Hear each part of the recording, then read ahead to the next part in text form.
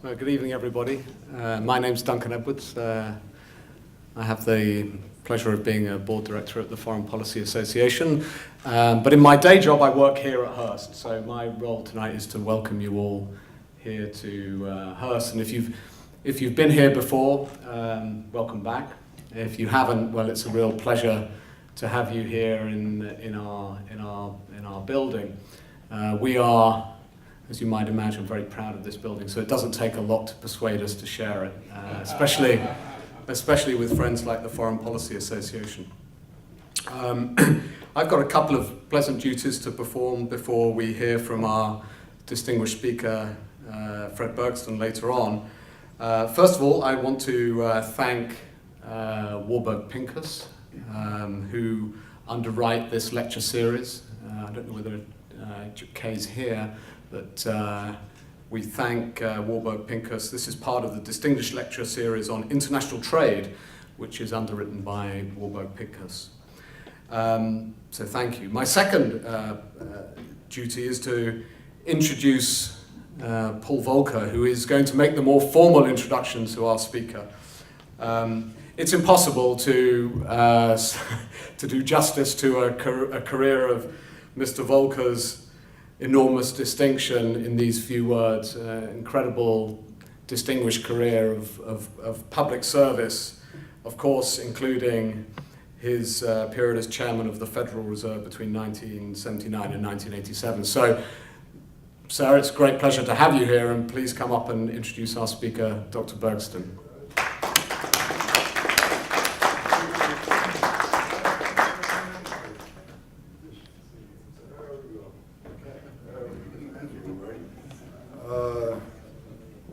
Well, it is a privilege to be here briefly. Let me explain. I've had a lot of responsibilities in my life. My responsibility tonight is to get home because it's my wife's birthday. I could not miss introducing Fred. I've known him for a few days. I was coming over here trying to get the date straight. I've been around for a while, and unfortunately so has Fred. But we first really met back in 1969 when I entered the United States government as the august Undersecretary of the Treasury for Monetary Affairs. And I have to explain to people, there's all kinds of affairs, domestic, international, one Undersecretary. I appeared on my desk on Inauguration Day, a very official-looking memorandum. It said National Security Defense Memorandum, or words to that effect. Study memo. I thought it was an action memo. You say study memo. It says International Monetary Affairs on it. Well, I said, that's my bailiwick. And I read this thing. I hadn't been confirmed or anything else, but it said I was appointed the head of an interagency committee on international monetary affairs, and that I would report to one Henry Kissinger. I thought, what am I? I'm the Secretary of the Treasury. I'm not reporting to Henry Kissinger. I mean, there is a Secretary of the Treasury. And I wondered how this all came about. It is Inauguration Day, and here is this second study memorandum. What have they been doing? Well, then I realized as they gave the membership of this group, there was some guy named Fred Bergston that was in the group who happened to be working for Henry Kissinger, which revealed everything. That we cut the Secretary of the Treasury out of this. So I have seen, that was 1969, 41 years ago, 41 years to get, I can only do the arithmetic to get the year 2000, so we had another 14 years. And quite a few years ago, we were both younger, and he was even younger than I was. But we've seen a lot of each other in the ensuing 30 plus 14, 35 years. I still could do the arithmetic. He was really a young fellow, but he's made a career out of himself, and just repeat the highlights. He's been in and out of the Treasury, among other things, when he got promoted from the national security area. He was himself Assistant Secretary of the Treasury during some interesting times. He has an instinct for policy and policy affairs and applying economics to policy, which is almost unmatched in Washington. When he left the Treasury, what do? Well, ordinarily you go get another job and you wait for another opening. He created an institute, Institute for International Economics, IIE, from scratch. And he assembled a group, I don't know, half dozen, became a dozen economists that were interested in public policy and were economists of high distinction and training. And that group has grown over the years. Pete Peterson took an interest in it, endowed it with some money. It is now the Peterson Institute, which is certainly the leading think tank in Washington with its own building. That tells you something, not quite the size of this one, but substantial on Massachusetts Avenue, won an architectural prize. But more important, this institute has churned out more economic analysis under Fred's leadership. It's really remarkable. And you finally retired 2 years ago now, 1 year ago? As CEO 2 years ago.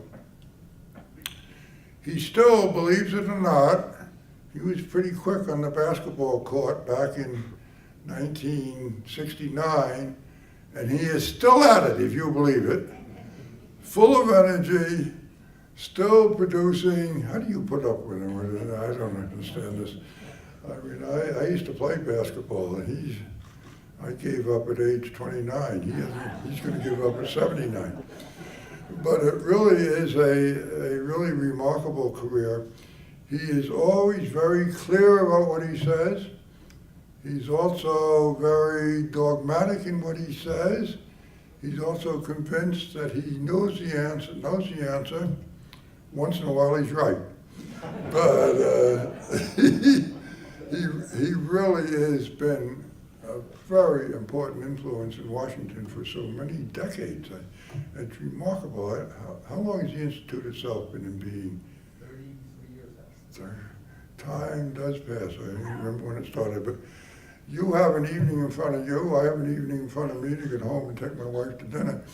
I'm sorry I won't hear it, but typical Bergston fashion, little tome out of the Institute, solving all you want to know about China-American economic relationships over the decades ahead. So, Fred, thank you for coming.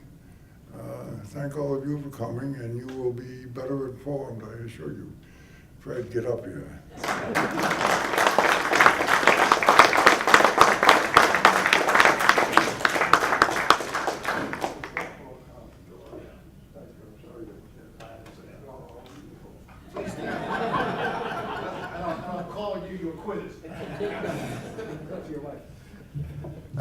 Paul is a great friend, and I'm really honored that he came and took a little time away from priority duties tonight, so I thank him very much.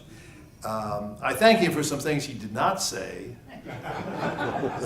which he knows very well. He talked about that episode when we were first getting together, when I was economic deputy to Henry Kissinger, which some people liken to being military advisor to the Pope. I made that comment on a program with Kissinger fairly recently, and he said, "That is correct." He said, and Fred went on to have a distinguished career in the Carter administration, something quite difficult to have achieved. So as usual, Henry gets the last word. Paul mentioned my basketball playing. That is my #1 avocation, and I have to brag a bit. I recently won 2 Olympic medals in basketball. The Northern Virginia Senior Olympics. But my team won gold and I won the bronze for free throw shooting, so it wasn't bad for somebody at my advanced stage in life. It's great to be here in the Hearst Castle East. We have visited the Hearst Castle West, and this one is even more spectacular, if not quite as historic. And I thank our friends from Hearst for hosting tonight. Thank the Foreign Policy Association very much, and Noel in particular for organizing this event, actually on fairly short notice. And thank our friends from Warburg Pincus for being the sponsors. They're very good friends of mine too. I know David Coulter could not be here tonight, but he's a good friend. Chip Kay and Ken Juster and the folks that lead Warburg Pincus, at least in the international area these days, are good friends of me personally, of the Institute. And so I'm delighted to be here in the series that they sponsor. The topic tonight, as Paul said, U.S.-China economic relations. The books are there. I encourage you all to buy one on the way out. I'll be happy to autograph. The theme of the book is a very ambitious, big idea. It's a big book, as Paul said, and it's a big idea.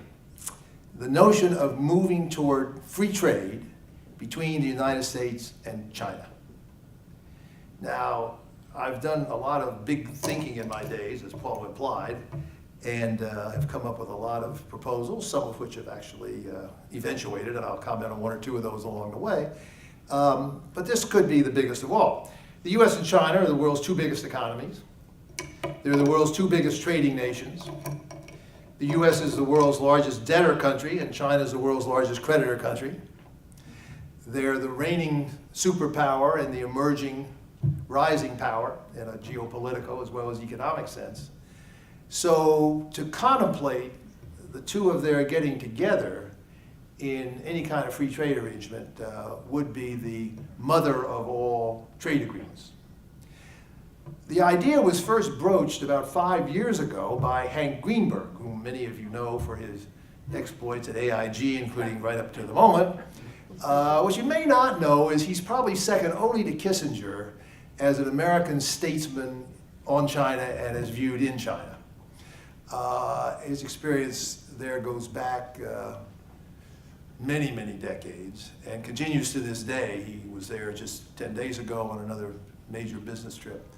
And about 5 years ago, he started proposing the idea of a US-China free trade agreement. I have to tell you, at the time, I, along with most others, thought it was kind of off the wall and a little too far a reach. At that time, keep in mind, the US and the world were at the trough of the Great Recession. The international imbalances between the US and China were at record highs. China was running a trade surplus, 10% of their economy. Our deficit was 6% of our economy. Most of those imbalances were with each other. The anxieties about China's manipulation of its currency were at their peak. And moreover, the US had no trade policy agenda at all.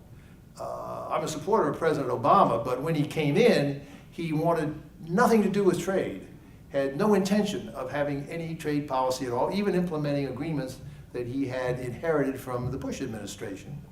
No initiatives were envisaged, so there was no basis for even thinking about trade with China, let alone other people. And at the same time, China was not engaged in any trade liberalization or activities of that type. In fact, China was widely perceived as backsliding from the commitments it had undertaken to join the World Trade Organization a decade earlier, fears it was reverting to state capitalism, et cetera, et cetera.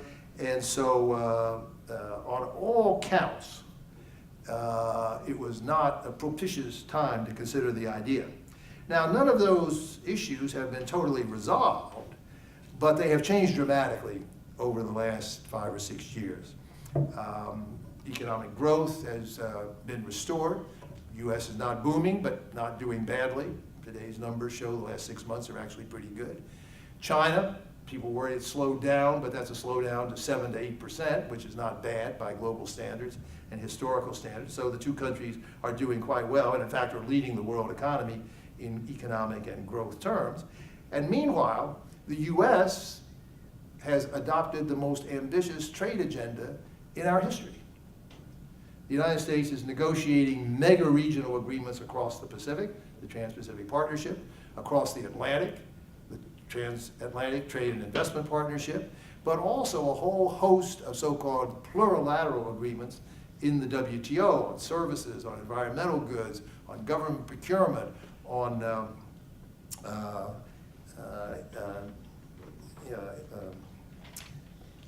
the ITA too, the intellectual technology agreement. I don't have it quite right, I'll come back to that. So the US has now shifted gears completely and is into an enormously ambitious trade agenda, the most obvious and really only major omission from which is something with China. And so now, instead of having an agenda where there was no basis for dealing with China, there's a comprehensive agenda, the only omission from which is really China. And therefore, the whole ballgame has changed. Meanwhile, in China, there has come a new administration, Xi Jinping, with an enormously ambitious reform agenda, moving in exactly the directions that would be called for by trade liberalization. More emphasis on domestic consumer demand and consumption, more emphasis on the services sector rather than the traditional focus on manufacturing, all the things that would be necessary to enable China to start participating in a major international trade liberalizing agenda. And reflecting that, China has done a 180 itself. It has proposed a free trade agreement with the European Union. It has applied to join one of these plurilateral agreements, the Big Trade and International Services Agreement, which would be huge. They're the first major developing country to propose that. They have joined the negotiations to liberalize environmental goods trade. And they, in President Obama's recent visit to Beijing just 2 weeks ago, they agreed to make a big new offer on this ITA-2, this agreement on technology trade, which breaks the logjam and will permit that negotiation to come to a successful conclusion, presumably within the next few months. So the whole framework has changed. There's one critically important implication of it, which I think is now driving China to show huge interest in the kind of agreement that I'm talking about tonight. And the USTR, Mike Froman, the US Trade Representative, has said to me just a month or so ago, not a week goes by now where he does not get an inquiry from China about exactly this kind of negotiation with the United States, either bilaterally or through the Trans-Pacific Partnership, which I come to in a minute. The big point is that with the US now pursuing these mega-regional agreements in Asia and in Europe, the Chinese realize they will be huge losers if they stay outside. In this book, we do comprehensive analysis of the impact of all these different trade permutations that I will describe on all the major countries in the world. There are two wonderful tables in this book that put it all together. What they show, among other things, is that if China does not participate in this Trans-Pacific Partnership, which they're not now, it will cost them well over $100 billion a year in economic terms. Moreover, if they don't participate in the and they can't, but the transatlantic agreement will hit them to the tune of another $100 billion a year or so, because those are their two major markets, the US and Europe, and if they start giving each other preferences, that of course will hurt China's trade and impact them in a further major negative way. Less than 2 years ago, the Chinese were viewing this Trans-Pacific Partnership, and saying so quite vocally, as a US imperialist plot to surround and retard China's development. Now, as I say, not a week goes by where they don't inquire as to how they can get in on the act. And when President Obama was in Beijing just 2 weeks ago, one of the agreements that was reached at the initiative of China was to study essentially how to transform this Trans-Pacific Partnership, which now has 12 Asia-Pacific countries in it, into a comprehensive free trade agreement of the Asia-Pacific, FTAP as we call it in the jargon, an idea which incidentally I initiated 20 years ago, the Chinese have taken an initiative of their own, led to an agreement by the APEC summit leaders to sponsor a roadmap study to see how it could work out, to report back in 2 years, to see if they could then begin to form a comprehensive trade agreement in the region. And this was a Chinese initiative in order, I think, for a lot of reasons I'll go into, but for one crucial reason, to overcome this trade diversion and huge economic loss that they would otherwise suffer from staying outside this new, very rapidly accelerating global trend to negotiate new trade liberalization, reduction of barriers on a very widespread basis among virtually all the other major countries in the world. So, the whole landscape has changed dramatically from where it was just 5 years ago when this idea was first initiated. And so, this study that we initiated about 3 years ago and are now releasing, I think comes to a much more fruitful environment and potential for activity. I want to stress right at the outset, I and my colleagues who worked on this study still view it as a long-term project. I'm not suggesting that any of this is going to happen overnight, certainly not in the last 2 years of the Obama administration here, but it will probably be several years, for a variety of reasons I'll tick off, before this happens. But what is so important now is that the discussion has begun. The US and China are talking about it. China is talking about it very actively. All the Chinese think tanks are studying this. We have at least one major Chinese think tank visiting us in Washington every week, wanting to talk about this study, asking our views on their own thoughts, trying to find the best way for China to move forward. So there's been a total transformation on the possibilities of doing something along these lines. I stress, it's not going to happen overnight. It'll still be a number of years. But given the prize, how big a deal it would be, it seemed to us very worth studying, and hopefully the book will help. Now, why do it? Just because it's two world's biggest economies and all that, that's not a reason to have a trade agreement. So one has to have much better reasons, and in the book, we go through the 4 or 5 really major reasons we think it makes sense.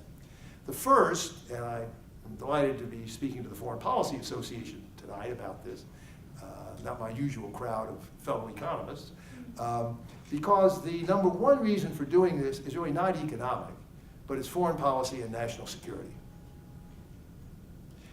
The United States and China are the 2 biggest superpowers in the world now. That's true in security as well as economic terms. The US is the incumbent superpower and China is the rising power. And we know from history that getting folks in those 2 different categories together is daunting but critically important. And if you don't get it right, the world can go to hell in a handbasket, and that's happened several times over the past couple of centuries. So the stakes in foreign policy and national security terms are huge.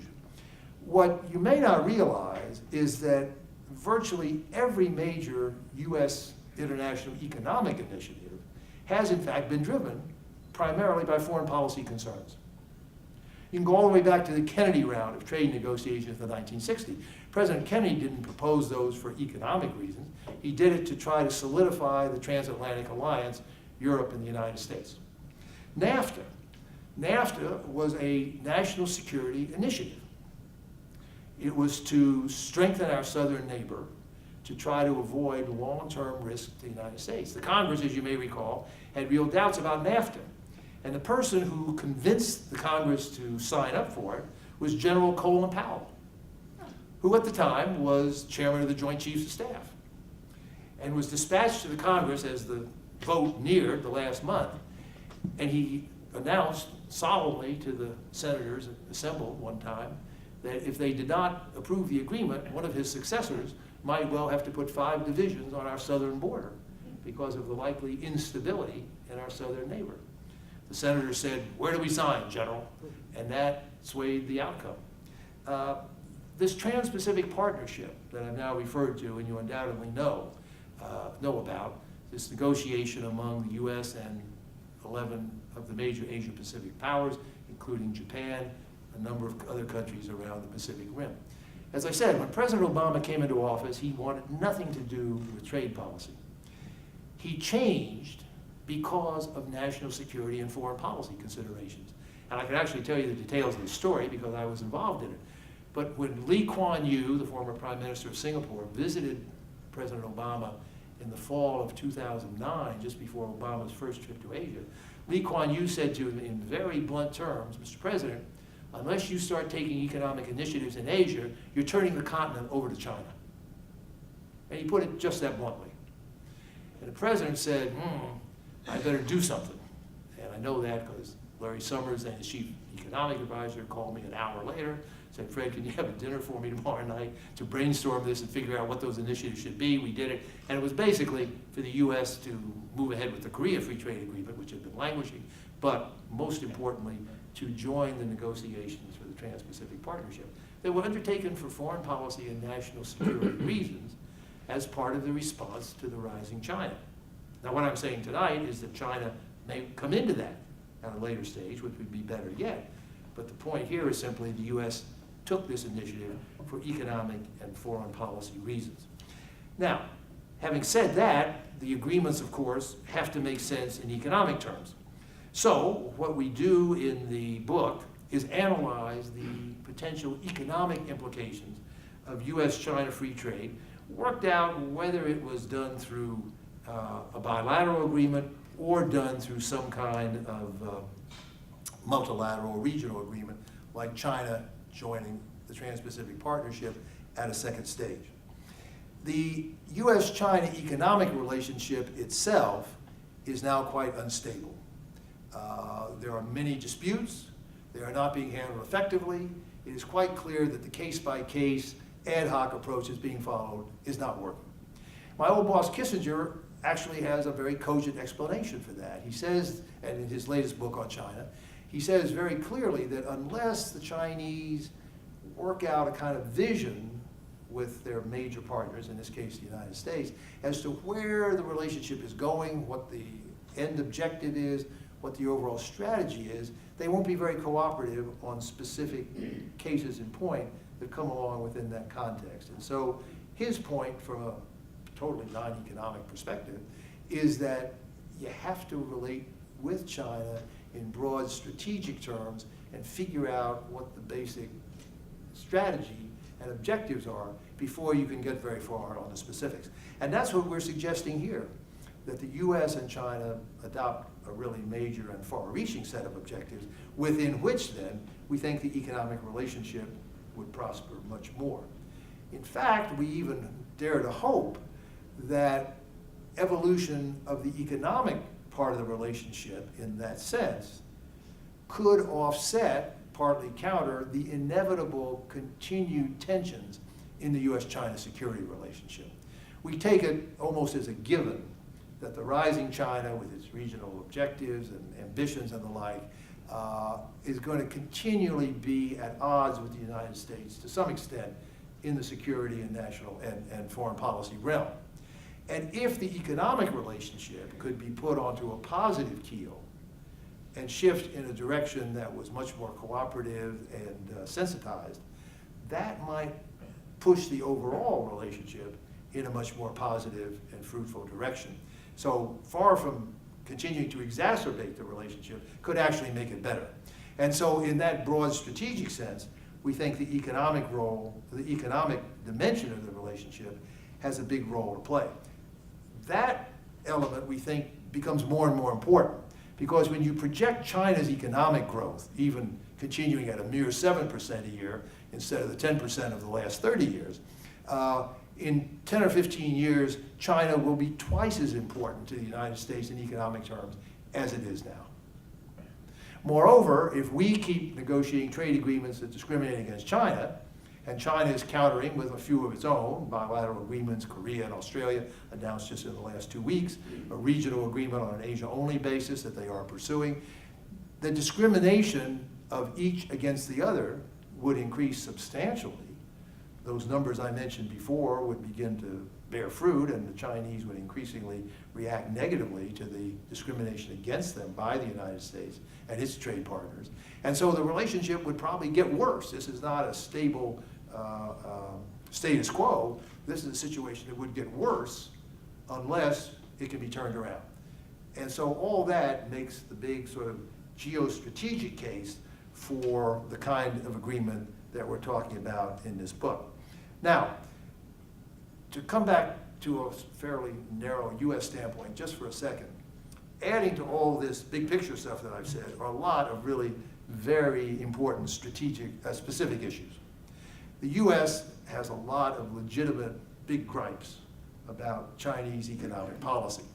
The biggest and most recent one, of course, is cyber espionage, which is probably costing the U.S. a couple of $100 billion a year.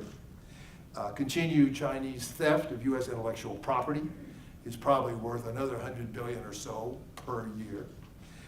China continues to manipulate its currency less than it did, but that's still a very big adverse impact on the United States.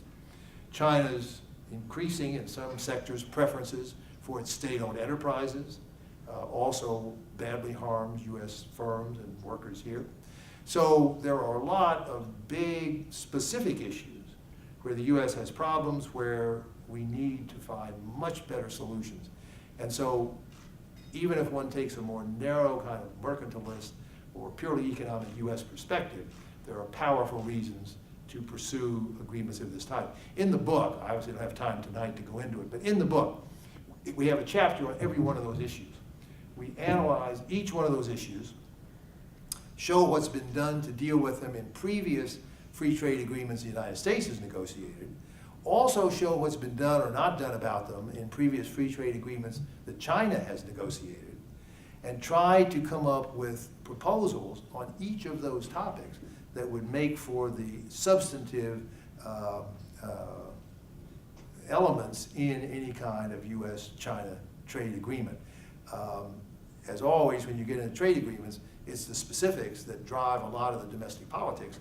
So we felt it was imperative to look at every one of those topics, and the topics where China has gripes against the U.S., which there are certainly some as well, and some of those are legitimate as well, that would have to be dealt with in an agreement. So I want to pose the big picture, but also note that the individual topics are much in themselves worthwhile and justify the kind of initiative that we talk about. Now, the other big analytical point is that in the book, we try to estimate what a U.S.-China trade agreement would mean in overall economic terms. I call it the mother of all trade agreements. It is huge. So in the book, we have estimates of all the key variables. We fully realize our estimates are rough. Trade analysis is not very precise. There's certainly not more than other types of economic analysis. We do what we call sensitivity analysis. Our numbers could be off by a third, but we're confident they're in the right direction, and we also know that they are very large. And let me just tick off some of the major ones for you. In terms of increased trade, U.S.-China free trade agreement would expand the exports of both countries by about $500 billion per year. About $500 billion per year, expansion of exports for each country.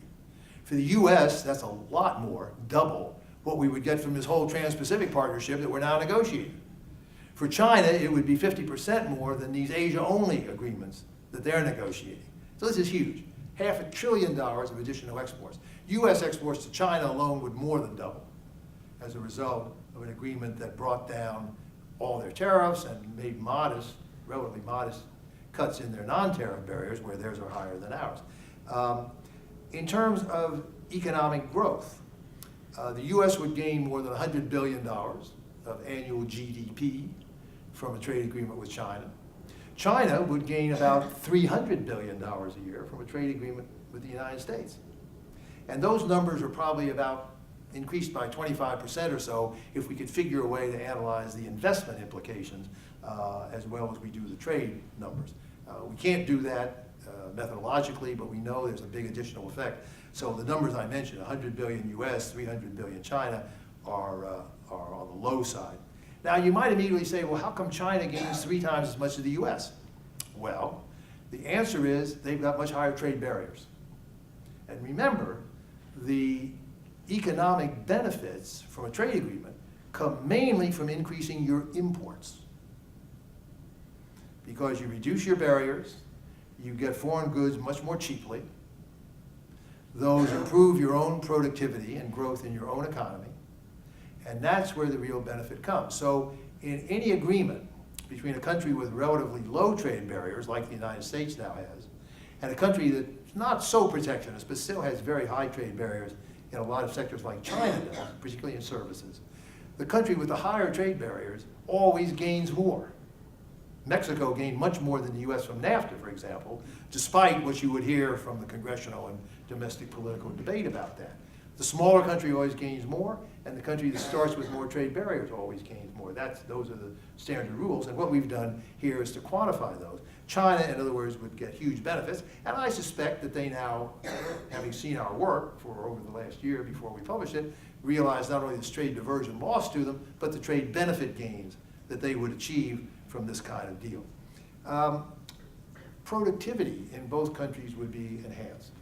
One of the great benefits of globalization is that it increases economic productivity in countries as they globalize. You do more of what you do better, you get more product from the rest of the world.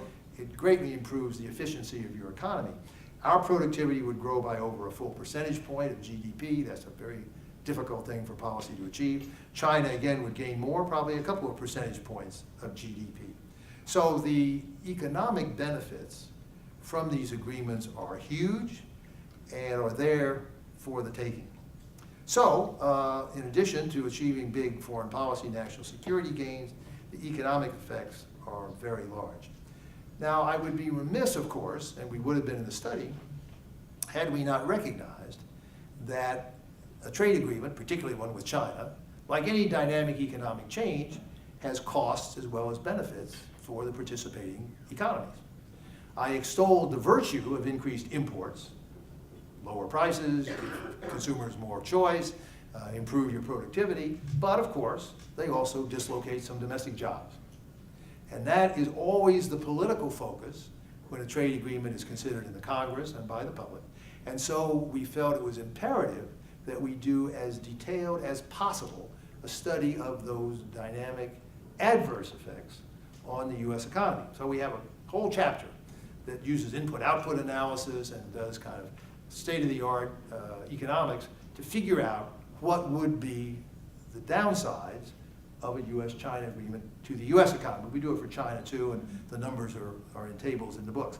The conclusion is that up to 170,000 US manufacturing jobs per year, up to 170,000 US workers per year would probably have to change jobs as a result of opening up trade with China.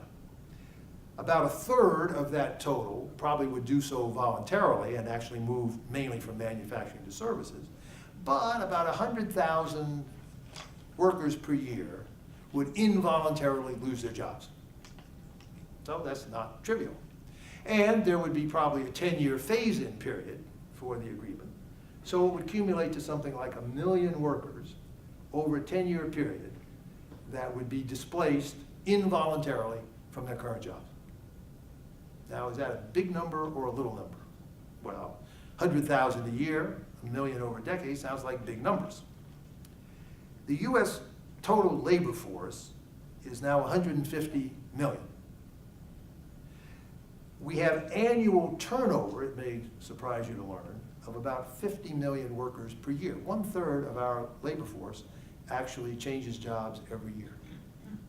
Of that 50 million, about 20 million change jobs, quotes around that, involuntarily. In other words, they lose their job.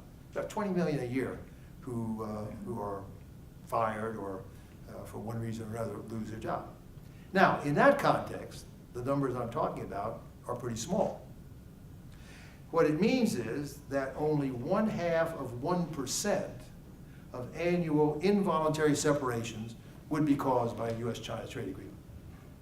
The cumulative total, the 1 billion over 10 years, is well under 1% of the total labor force, about 2/3 of 1% of the total labor force.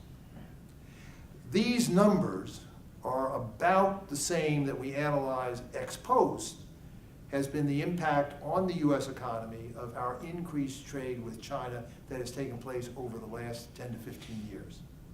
So you would be essentially continuing the trend of the last 10 to 15 years, which has made a lot of people uneasy, I'd be the first to say, caused some political backlash.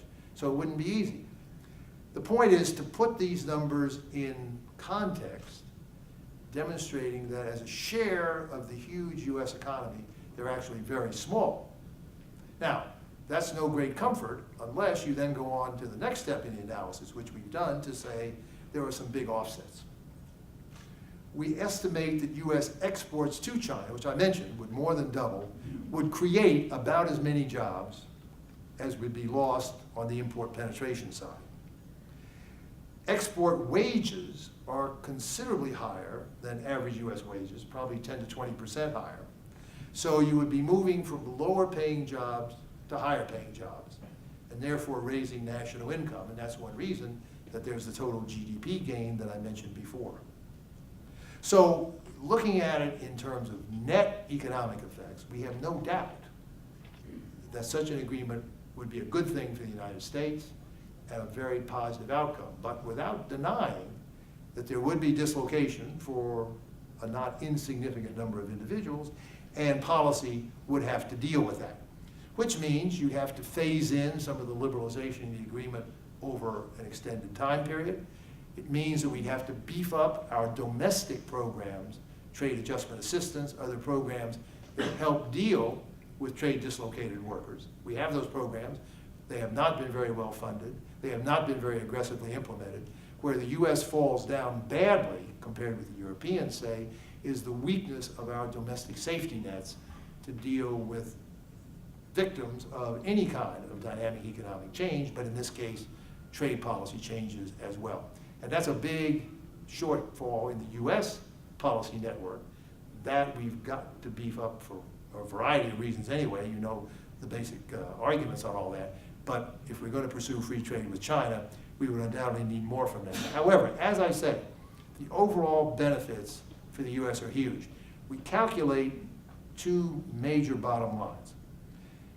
The U.S. economy would gain $1.25 million in the aggregate for every job that was lost, every gross job loss. Not net, because net, it comes out more or less even, but for every gross job lost, the economy would gain $1.25 million. The benefits, the social benefits, would be 12 times the costs that would be levied on those components of the economy that were adversely affected. So we feel pretty confident that even if our numbers are off by a third or some magnitude, the bottom line is very powerfully arguing in favor of these agreements. So that's the analysis in the book. I invite you to buy it. I'll finish with just 2 or 3 final points. Having come to that conclusion that such a deal would be a good thing for the U.S., and in some ways an even better thing for China, the question then, of course, is how to get there.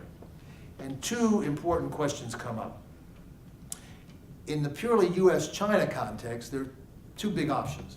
One would be to do an overall comprehensive free trade agreement, as the U.S. has done with many countries in the past, most recently Korea. The U.S. and China could sit down and in what's trade jargon calls a single undertaking, put all the issues on the table, work out trade-offs among them, and come to a comprehensive deal. The other approach, which we actually think is probably more feasible for many reasons, is to take it step by step. Instead of trying to tackle everything at once, do it sequentially. For example, the U.S. and China are right now negotiating a bilateral investment treaty, which is trying to strengthen the investment environment for direct investment, both by China here, the U.S. and China. Both countries have a keen interest in that. And in a way, it's a test case. And if it can be done successfully, as the 2 presidents reaffirmed their intent to do 2 weeks ago, it would be an important stepping stone toward freeing up the overall economic relationship. Then you could look for other issues on which to make deals. Tariffs, which are fairly easy to cut, you could do a tariff-only deal. Even agriculture, where the Chinese have a big interest in access to U.S. Food supplies, might be a possibility. Government procurement, where each country would like to be able to sell more into its partners' government-sponsored market, but now can't do so really, would be another possibility. And one could go back to those plurilateral agreements that I talked about before, where some of these issues, government procurement, services, technology trade, environmental goods trade, where they're being negotiated on a regional or international basis, and sort of count those against the effort to get US and China to free trade together. So there are many paths, some of them less confrontational, less risky in terms of failure, maybe building on existing institutional startups that would enable the US and China to move in this direction if they set their minds to do it and wanted to work deliberately toward that objective over a period of years with these big payoffs that I suggest. So that's one set of questions. How would the US and China do it, comprehensive or partial? And then the final question is whether to do it bilaterally at all or to put it into the regional context. Should the US and China go for a purely bilateral free trade agreement of either type that I mentioned, or should we think in terms of China, as I mentioned briefly before, joining the Trans-Pacific Partnership, which by then will have been negotiated and put in place by most of the rest of the Asia Pacific. That we think has a lot of advantages because probably would get through the Congress better than trying to do a bilateral agreement. You'd have a lot of other countries involved who would help defuse potential US-China bilateral confrontation. The stakes, in a way, would be higher because other countries would be involved, Japan, Korea, Indonesia, others, and the like. And so the prospect of success would probably be greater. When Japan came in to join the Trans-Pacific Partnership a year or so ago, I was amazed at how easily that went down in terms of our domestic politics here. I think an effort to negotiate a US-Japan bilateral free trade agreement would have undoubtedly unearthed much of the anti-Japan feeling of a couple of decades ago, the Japan bashing and all that, and I suspect would have been much more difficult to pull off than Japan coming in by the side door, so to speak. Parenthetically, the Trans-Pacific Partnership is basically a US-Japan free trade agreement. What our study shows is that about 2/3 of the economic effects of the Trans-Pacific Partnership is the US-Japan component of it. And if China were to come in, US-China would be a similarly very big part, but it would be enmeshed in a broader context that we think would go down better. Now, the Chinese, however, might say, well, we're a big power and we're the rising guys, and so you're asking us to sign a deal that you already worked out with Japan and all those other countries, some of whom we don't really like too much, and gee, that's sort of beneath us. So another option that we lay out, and I hinted at that before, is to use the TPP as a foundation, but also use China's own trade agreements as a foundation, and negotiate a whole different free trade area of the Asia Pacific, a comprehensive Asia Pacific Pact, which was the original goal set by the APEC leaders 20 years ago. It would draw on, build on inevitably, encompass the other agreements, both the US-led Trans-Pacific Agreement and the China-led Asia-only agreements, but fuse them then into something that would be comprehensive for the Asia-Pacific as a whole. And that would be then a genuinely new agreement. Chinese would not need to feel that they had been asked to sign on once again to a deal that others had worked out without them, and might therefore, in terms of China's politics and worldview, work out better. We don't try to answer those questions in this book. We indicate our preference, but what we basically are trying to do in the book is lay out a menu.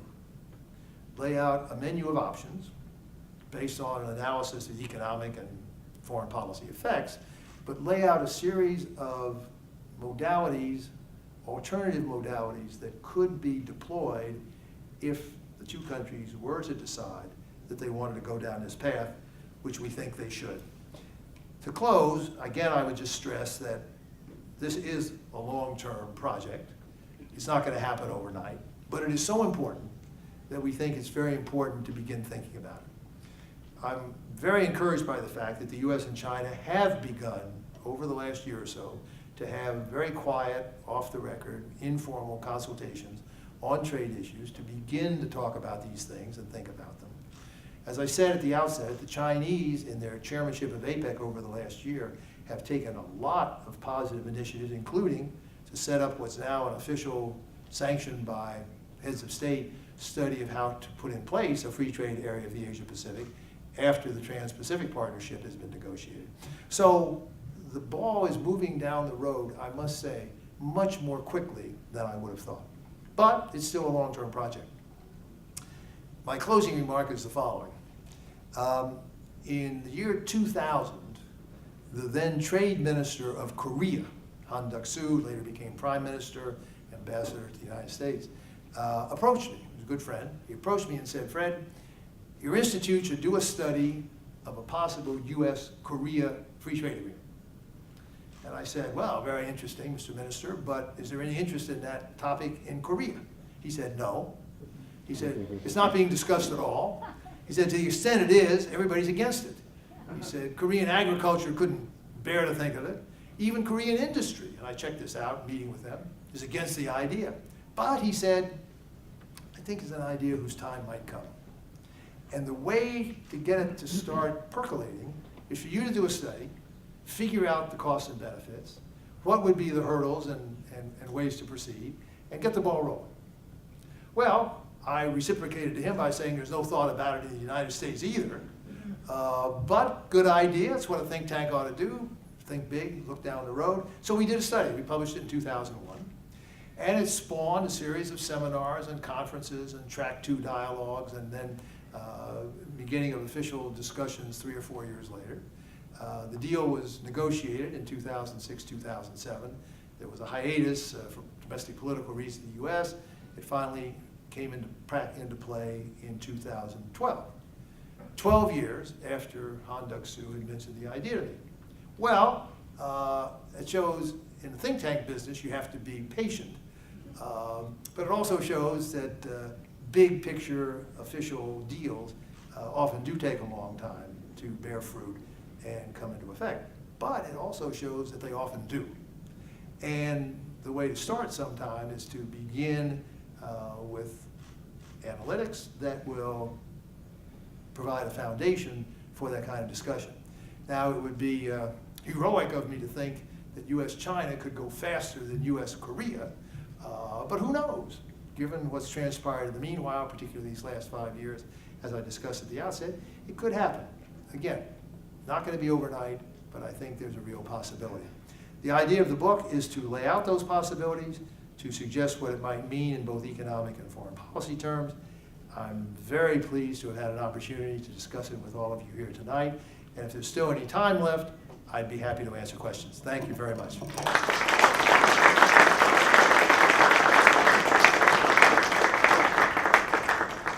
do have time for a few questions. Thank you very much for a very informative presentation. And maybe we could start. Oh my goodness, you had a lot of questions. I got a colleague from Mitsui back here. Well, let's start with the I have to ask. Okay. Thank you for that. You had mentioned that there were some non-tariff barriers in China. Could you just talk about a couple of those and how easy would those be to overcome? Well, as you know, non-tariff barriers are much harder to deal with than tariff barriers. They frequently derive from domestic regulatory rules of the road. They can be safety standards, technical standards, all sorts of arcane but powerfully important standards and domestic arrangements, requirements that have never been thought of by the countries involved as subject to international discussion. But now, as globalization has advanced as far as it has, and countries and companies deal so intimately within each other's borders, not just across the borders, many of those domestic barriers have become moved to the top of the trade policy agenda. Financial services are a big case in point, where most countries put substantial limits on what foreigners can do in terms of participating in their financial markets. The Chinese are liberalizing their financial system, but they still have pretty extensive exclusions for foreign banks, non-bank financial institutions to come in and manage money. Insurance companies are limited very, very sharply in what they can do. There are a whole slew of regulatory limits that really circumscribe dramatically what U.S. or other foreign financial firms can do in China. FedEx and UPS are fond of reminding us once a day and twice on Sundays how the Chinese have very tight limits on express delivery services within the country. The foreign firms can now fly their packages in from abroad, but they can't fly within China. So they can't go from Shanghai to Beijing or to any of the burgeoning 30 million plus metropolitan areas in the country to do their thing, and they would do it much more efficiently than the local firms, but they're not permitted to do so at the moment. In the book, we have a whole chapter on financial services. We have another chapter on non-financial services, each of which gives a lot of detail. This is terribly important for two reasons. One is that the U.S., you may not know this, the U.S. has a huge comparative advantage in services, and in fact runs a big global trade surplus in services. I mean, the U.S. has the world's biggest trade deficit by far. We run a trade deficit of about $500 billion a year. It's been higher than that. It's got as high as 6% of our economy a few years ago. It's now about 3%. It's going back up. But our overall trade deficit is about $500 billion a year. We have a trade surplus in services of about $200 billion a year, which means we have a deficit in manufacturing of 700. But in services, we have a large and growing surplus. To the extent we can get increased access to foreign markets for our services exporters, we will strengthen our international trade position enormously. And so that's got to be at the top of the priority list for the U.S., whether it's in these plurilateral agreements or whether it's in a bilateral like China. Yes? Mr.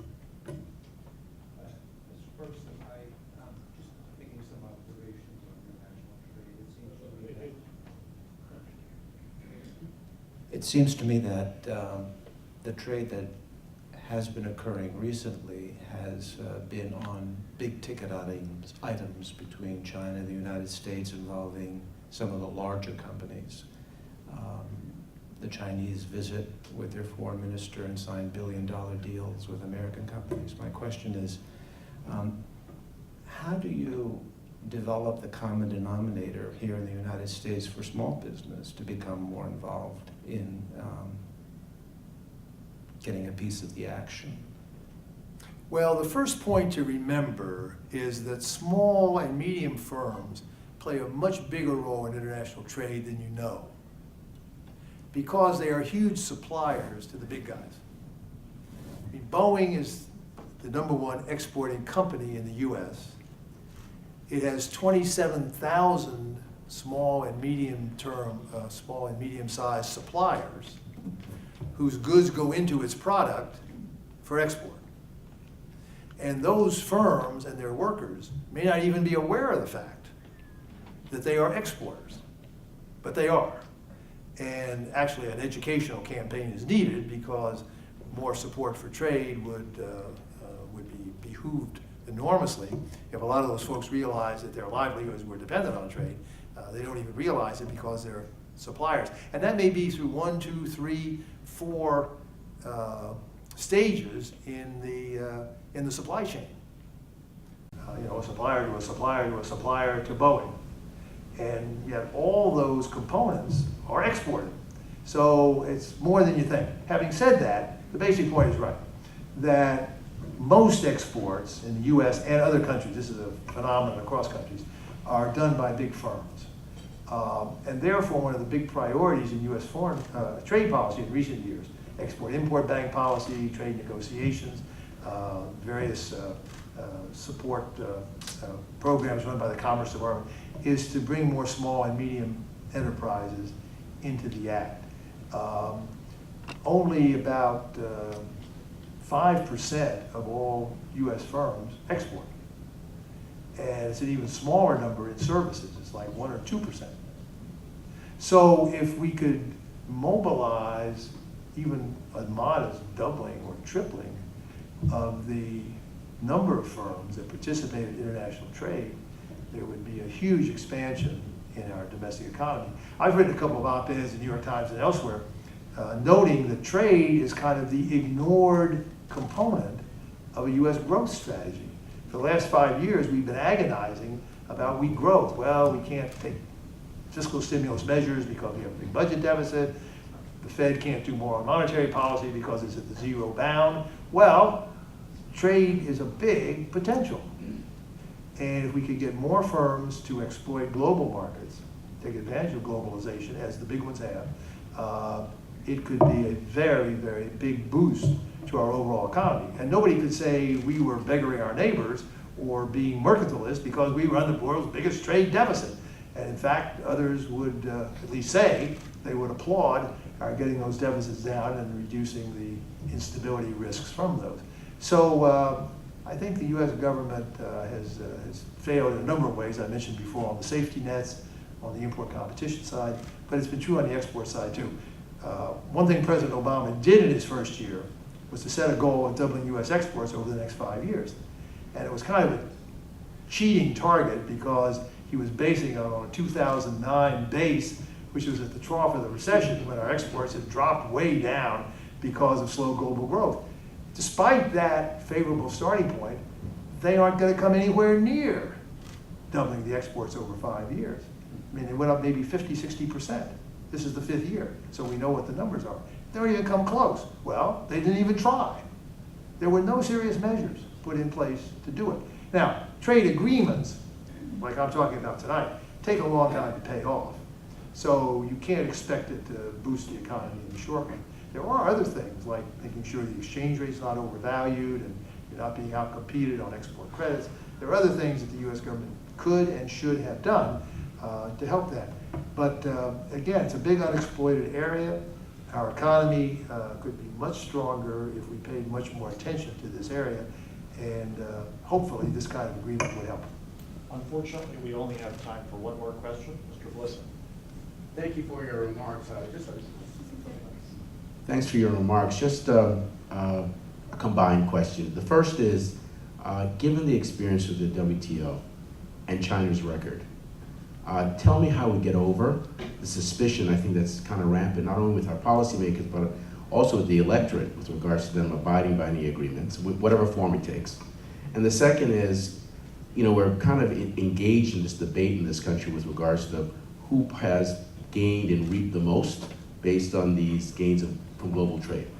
You know, together, how do we make the argument that these efforts are going to first be honored and then result in benefits to kind of Joe Main Street? Both very good questions and crucial in terms of the political economy and getting things done in this area. On the first one, we spend a lot of time in the book talking about the fundamental mistrust between the United States and China.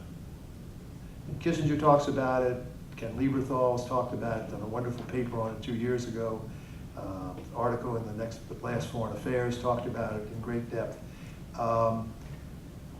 Largely because of the great power rivalry between the U.S. and China, but also because of things that have happened on the economic and trade side. There is just deep mistrust. And one of the reasons we make this bold proposal is to try to help overcome that. But you're quite right to say, how do you get down that path when the mistrust exists in the first place? Part of it is better enforcement of agreements that have been reached. The U.S. is doing an active job in trying to make sure China lives up to its WTO commitments, but you can't take them to the WTO on every case for every issue. And as I mentioned, there are huge costs to the U.S. from things that the Chinese are doing in the cyber espionage area, the exchange rate manipulation, the intellectual property theft, and all those things. And that's, at the end of the day, one of the reasons that we make this very far-reaching proposal, is that we think that only by convincing China that it's in its own interest to come into a more far-reaching and therefore verifiable set of trade relations with the United States can we get to it. In turn, that really depends on the extent to which the Xi Jinping government in China, or some successor, is serious about economic reform and thereby playing by the rules. Now, there is some good news in the history of this. Some of you may remember that China joined the WTO, as you mentioned, 15 years ago. Why did they do it? They didn't all of a sudden wake up one morning and say, these international organizations that the West has created are wonderful, we want to get in. It wasn't that at all. They decided that joining the WTO and committing themselves to live by the WTO rules would promote their domestic economic reforms. Now, I talked to President Jiang Zemin about this on a number of occasions. What they did consciously was to subject themselves to the international rules of the game.